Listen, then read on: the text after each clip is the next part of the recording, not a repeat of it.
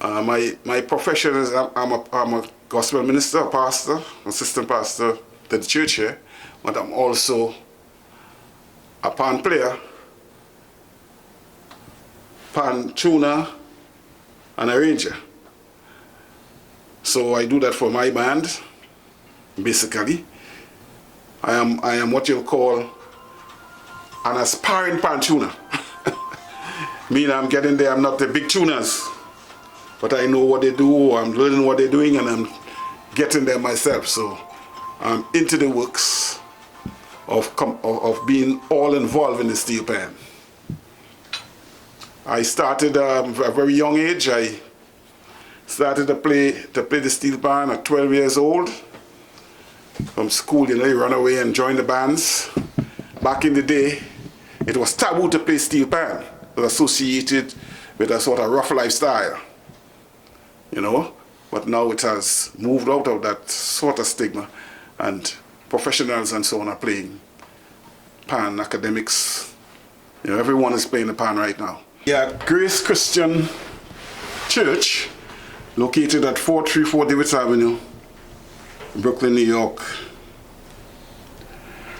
This church is home to the band called the Fifth Dimension Steel Orchestra. Actually, the band started about 2 years ago under the auspices of Pastor Reynold Howell. He and his members were kind to accommodate us here to be part of the fellowship. But since we are house here, I have decided that I'm going to make some steel drums here. As you may know, the steel drum, or steel pan as it is called,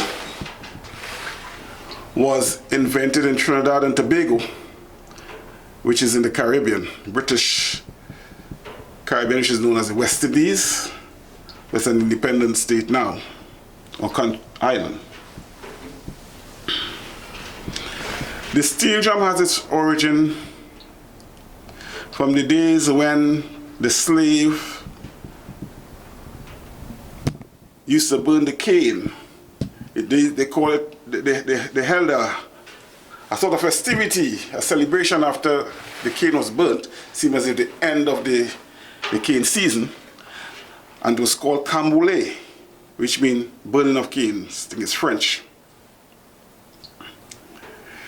After the end of slavery, they still apparently kept that date where they came out every year and had their drumming. It used to be drums basically. But since drums were outlawed sometime in the earlier 20th century, it was outlawed, so they couldn't use the drums anymore, so they had to find innovative ways of providing the rhythm for their celebrations. So they started with, from the drum they moved to what they call the tambour bamboo, which were bamboos that they cut at different lengths, and used to strike it with a sort of mallet, and it produced a sound.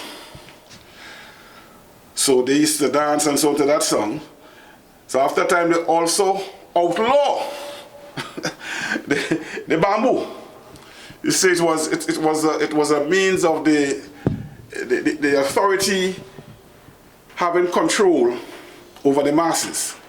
You know, they didn't want to have that sort of freedom of expression and so on. They were kind of intimidated by it and being afraid. So when they outlawed that, the guys moved on to tins, like biscuit tins and old pan, anything you had, old garbage, anything you had by the road. And that was late 30s, 1930s into the early 40s. And the guys discovered that they were getting a sound from hitting the drum. So no one really knows who was the first person to come up with the invention of the steel drum. It was born out of a sort of expression. People seeking an expression of freedom to celebrate, you know, to have their celebration, their festivities. And so somebody pick up a drum and some old tin, and they find it started to, this was sounding good. And then eventually somebody put a note on it, or try to sink it down or something, or maybe by hitting it, it sunk. And sank, and then they came and realized they could get some tone. So then somebody came up with a drum we call a duduk, Yes, a duduk, which was really the first steel drum. It had 2 notes.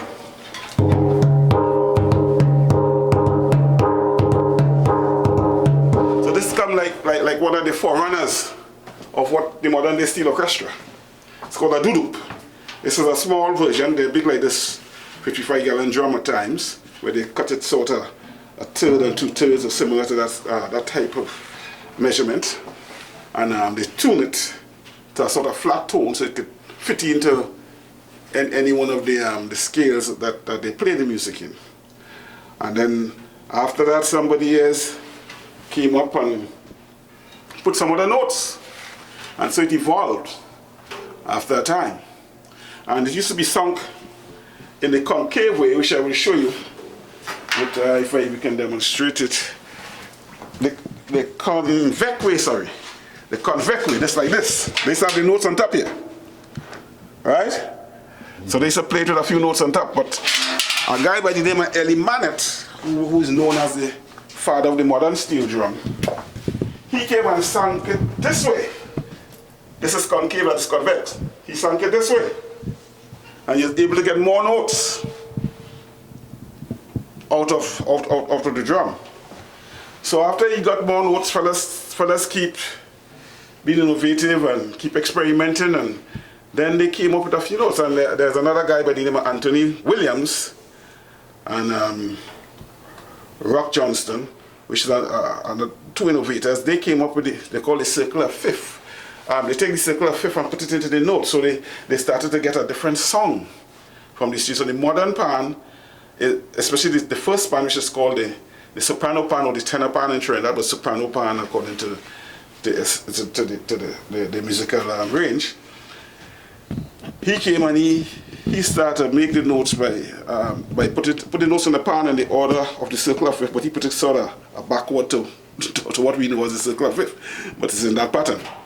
Right, so that's the modern drums are basically the first pan is made that way. Some of the drums are made that way, but that's the most standardized pan is the first pan, or the soprano tenor drum as we call it. So basically that's the history of how it started, how the pan started, and then other innovators came up, great pan makers, because you have both pan makers and and tuners. The makers sing the drum, like what I will show you in a while. They sing the drum and they put into the notes of the drum. So the sinking of the drum, they mark the drum out to sink it. It's a sort of, they follow a pattern. Like some guys will use a center mark. They have a center mark, like on this ruler here. They may put use 11 inches here. They come around, they put it here to get the center of the drum, and then I want to avoid blocking the camera. And then they put one here, and they put another one here. So it's actually, this is the center of the drum, right? The center of the drum. This is the center of the drum here.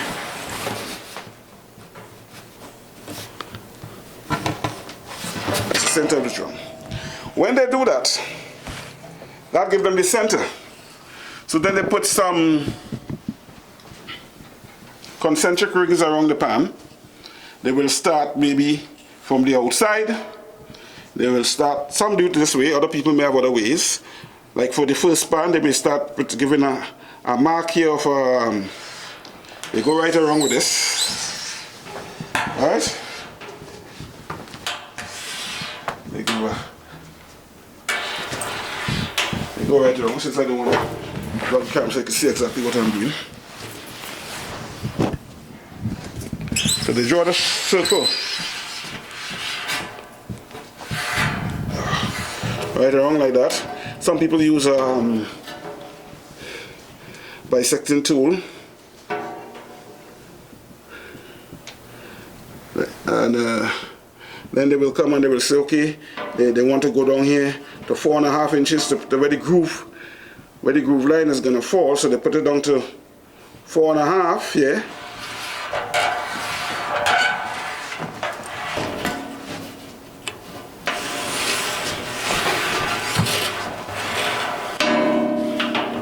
Then you go to 6.5. Let me start from here. 6.5 inches. This is the length of the largest note or longest note on the tenor pan, right?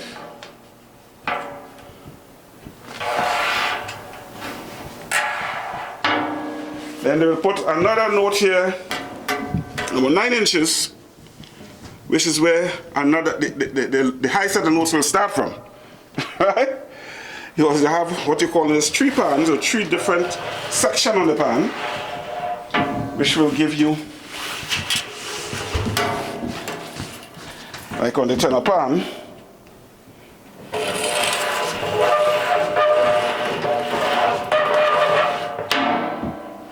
right?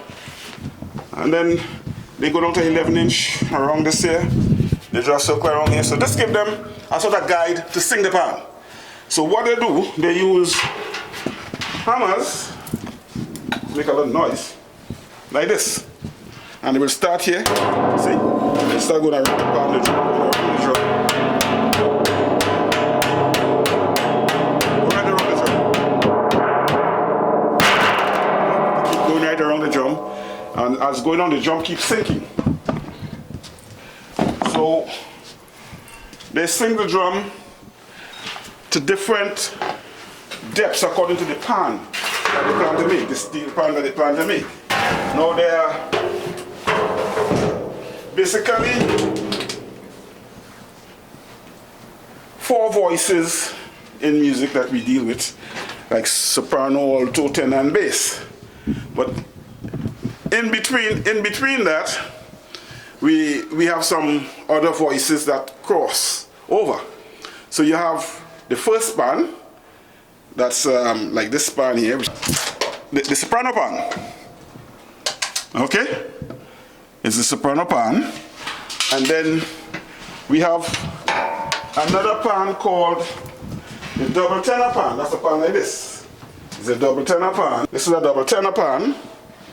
And then you have the double second pan, which I'll show you one downstairs. Then you have the guitar pans, which are like those, 2 like those. Then you have, I'll show you downstairs again, when we go back down, I'll show you the range. Then we have the 3 pan, the cello pan. You have the chord, the 4 pans. You have the 4 bass like that, that's a high bass or tenor bass. And then we have the 6 like that, that's downstairs also. 6 that we're going to show you. And they have 9 and 12 and different sizes according to the size of the band. Because in Trinidad and Tobago, where the band was originated, they have different sizes of band. The band really started with pan around the neck, tying it around and playing it. They moved the plane on the lap. The lap and neck was the first time they didn't have stands. They built stands afterwards. And now most of the pans are on stands. So you have the pan around the neck, the small bands, which is about 40, 50 members. Then you have the medium band, about 70, 80 members. Then you have the large band, which will have over 100 members. Big orchestra, which play for the panorama. That's going to take place in February or March, depends on how the calendar runs. They have the big panorama, and these panoramas have been held almost all over the world now. In a lot of countries, you know, all the continents, you have the steel pan. So basically, that's how we make the pans and use the pans. Okay, so I will take you back downstairs to show you now the rest of this. Okay, the process of tuning is a very peculiar skill, and there are some great tuners. I'm a person who's learning to tune, and I have some great persons. I have some great persons that I consult to give me ideas, and most of them are from Trinidad and Tobago.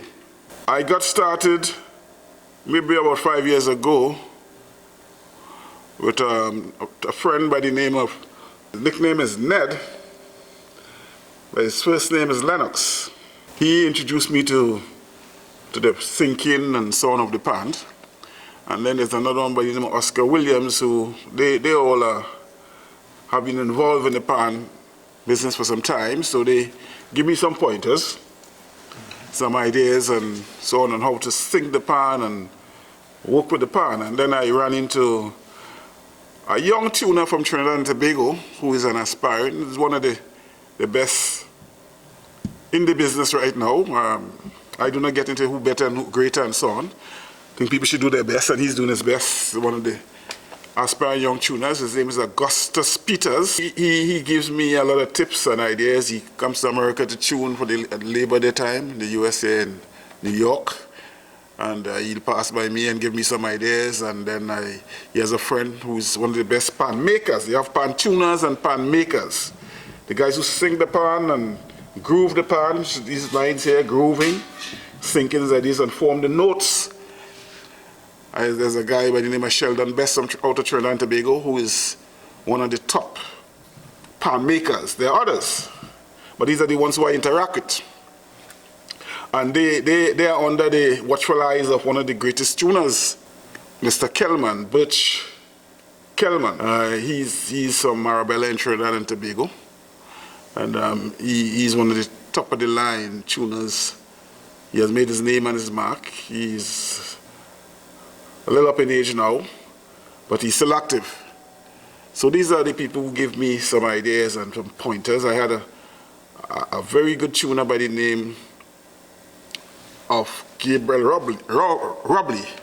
The nickname was Doyle, but he passed on about a month ago, which was hard to render for me in a bit because he would come online and show me all the ropes and what to do and what not to do.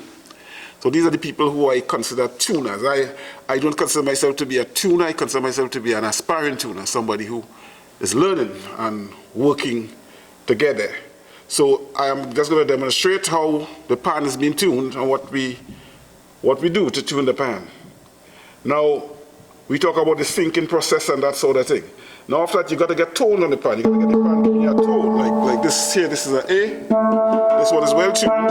This one is getting there.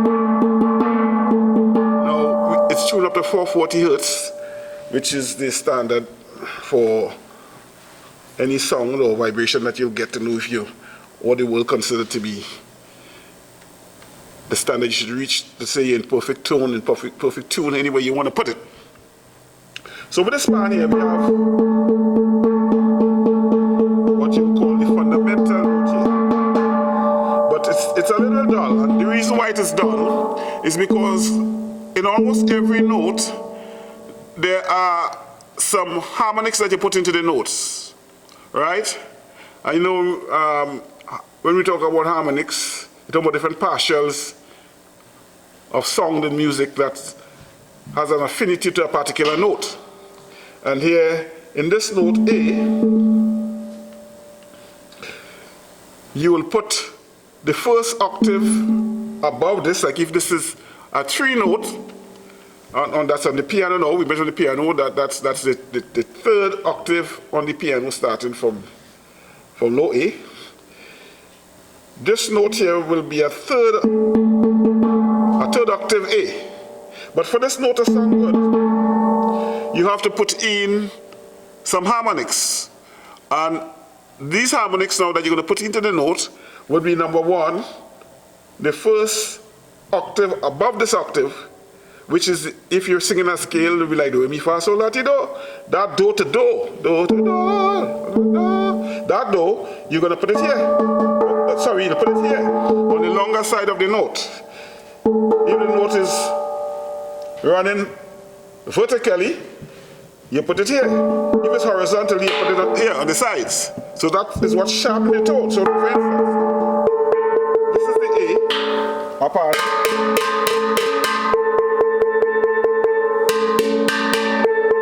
Here's that, give me another ring. So it's sort of in tune there. So that note is in tune. As I was saying before, I just demonstrated how the approach we use to tune the pan, and then since we are down here, I'm going to show you what the bass pan is like, and so this is a 6 bass here. This is a 6 bass, which was the standard low bass back in the day, Now some bands like Desperados and some of the big bands use 9 bass, 12 basses. They have all different type of pans, like chariot pans, pans like jet plane where the things up in the air, all different type of innovation. Yeah, there's a guy from Desperado, Rudolph Charles. He came up with some of these pans, the basses. So the basses give you like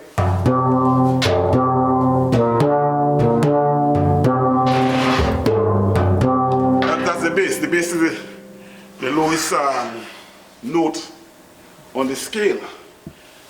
You know, whatever scale you're playing it, the lowest note is going to be the bass, and then you have tenor pans, which are the lead pans.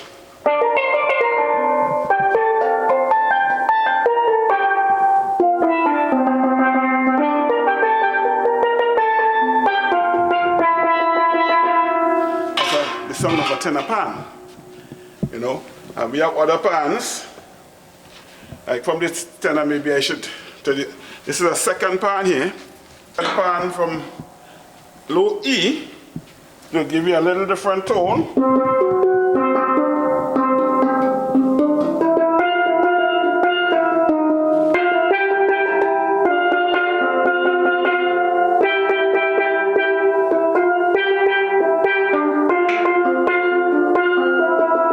That's the tone that you get from a second pan. The guitar pan does more. The second pan is supports the soprano and the guitar pans. It's a cross. It's like an alto voice that gives you a different shade or a different tonal quality to help it enrich music. And this is called a guitar pan. This pan basically strung, you know, like.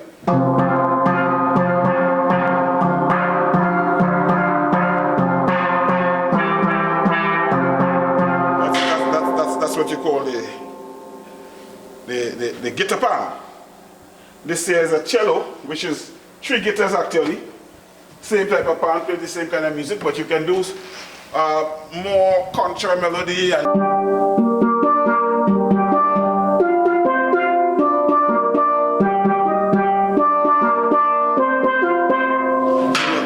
this is in the same range of the guitar. Later we'll put everything together when the band comes.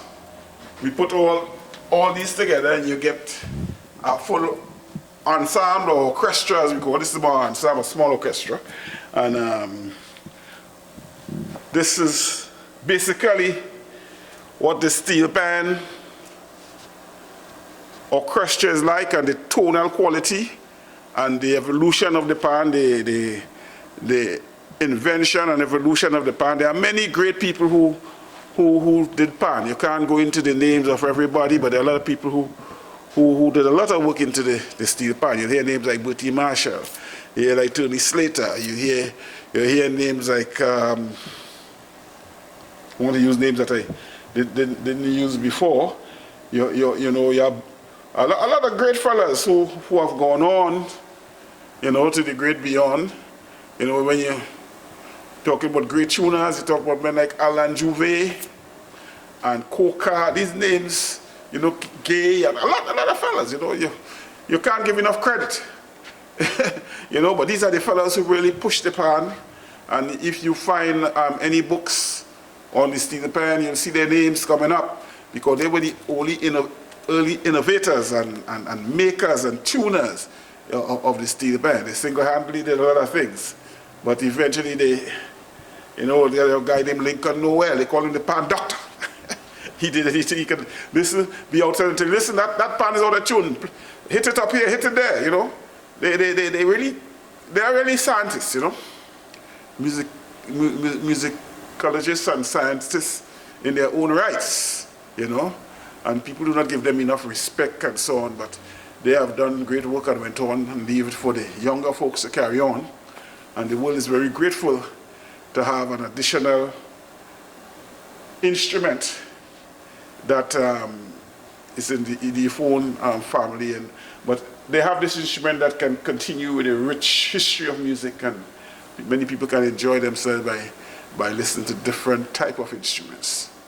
So we want to thank all the guys who made this possible, and look forward for the younger fellas taking it to a higher level.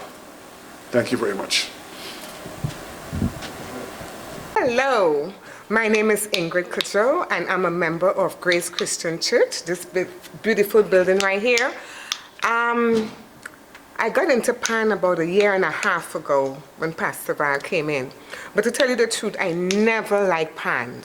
But I said to do something out of my comfort zone, let me come and learn the pan. And for 1 year and almost 9 months, I've been playing and I love it. And it's something that I didn't thought I would have done. But to tell you the truth, it's beautiful. It's a beautiful instrument to learn. And I will encourage each and everybody to learn a pan, if it's just the tenor or the cello, double tenor, whichever. It's beautiful. Thank you. Hi, my name is Whitney Osborne. I've been a member of the Fifth Dimension Steel Orchestra since March this year. But I've actually have played pan before in my high school band. I played the guitar, and when I came here in March for baby dedication, my friend and I saw the pans and we wanted to reminisce of our past high school days, so we started playing a little 1-2 thing that we could remember. And then Val saw that we had a little experience and he recruited me. My friend, she didn't live here at the time, so she went back home. And I stayed and I started to play the cello, which is a little slightly different from the guitar, but I like the 3 pans instead of the 2, to be honest. I prefer this pan instead.